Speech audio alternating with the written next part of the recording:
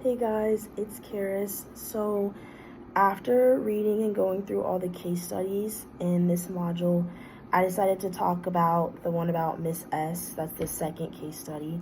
I chose this one because I thought it was not only the most interesting to me, but also she went through a lot of traumatic events in her life, and she still somehow managed to have just a heart of resilience and almost like a positive like outlook on life too. And so I thought that was really incredible of her, but I'm going to go through the things that really stuck out to me.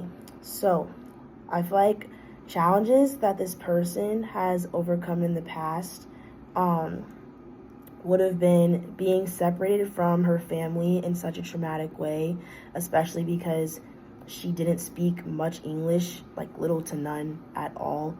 And coming from a small village in South Sudan, that is a huge change. And I'm sure it was not only like scary for her, but just such a culture shock for when she came to the United States. And so her moving there at such a young age of 18 years old and barely knowing the language that was spoken in the US and being separated from her family in such an insane way and crazy amount of time was a lot.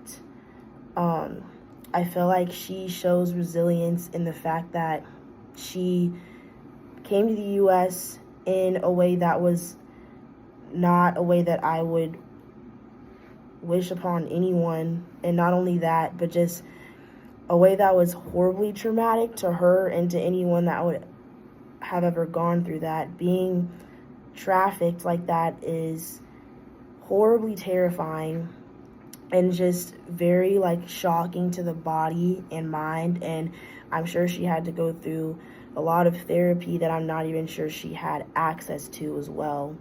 And I feel like she also showed resilience when she ended up having to carry a child that wasn't hers, because being raped is also absolutely horrible and something that no one should ever have to go through. So I feel like things that were challenges in her life were going back to one of the first things I said, the fact that she spoke little to no English. If you move to the US and have to basically just start from scratch, not knowing the language, but also just not knowing the culture either, that's just a lot on the body, mind, emotionally, physically, mentally, all of the above. She didn't grow up in any type of U.S. education system, and from what I'm getting at from reading the case study, she didn't learn English in school, and if she did, it was very, very little. And also just not having a support system at all. She moved, or she not really moved there, she was honestly shipped there with no warning, especially after a bunch of things were promised her. So that was horribly scary and just not something anyone should have to go through.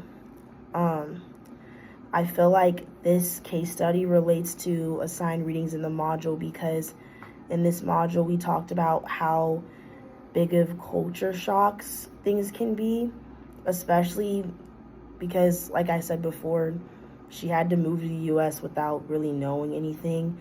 And culture is a huge part of not only our nation, but just the world. I feel like it's what can either bring people together or kind of set them apart from each other, especially if you're not aware of the social cues that are going on or just the language you speak. I feel like that is what really relates to this module.